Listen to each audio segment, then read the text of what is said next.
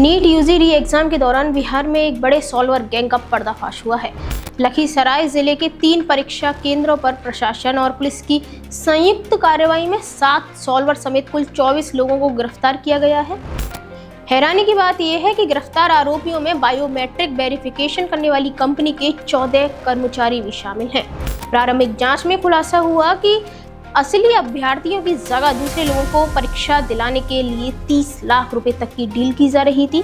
जांच एजेंसियों के मुताबिक इस पूरे रैकेट का मास्टरमाइंड अर्पित राज है, जो गया मेडिकल कॉलेज का छात्र बताया जा रहा है। अर्पित का नाम साल 2024 के चर्चित नीट पेपर में लीक मामले में भी सामने आया था। उस समय सीबीआई ने उससे पूछताछ की थी। अब एक बार फिर उसका नाम परीक्षा में धांधली से जुड़े मामले में सामने आने से कई सवाल खड़े हो गए हैं। पुलिस के अनुसार इस पूरे नेटवर्क का खुलासा तब हुआ जब हाजीपुर निवासी और पीएमसीएच का छात्र मयंक कश्यप संदिग्ध गतिविधियों के दौरान पकड़ा गया। बताया जा रहा है कि मयंक बायोमेट्रिक कंपनी के कर्मचारी के रूप में परीक्षा केंद्र में दाखिल हुआ था। प्रशासन को उसकी गतिविधियों पर संदेह हुआ, जिसके बाद उसे हिरासत में लेकर पूछताछ की गई। पूछताछ में मिले सुरागों के आधार पर 3 अलग अलग परीक्षा केंद्रों पर छापेमारी की गई, जहां से अन्य सॉल्वर और कंपनी कर्मचारियों को गिरफ्तार किया गया। जांच में यह भी सामने आया है कि पूनम कुमारी नाम की एक युवती, जो बीएचयू में नर्सिंग की छात्रा है, वह एक अभ्यर्थी की जगह परीक्षा देने पहुंची थी।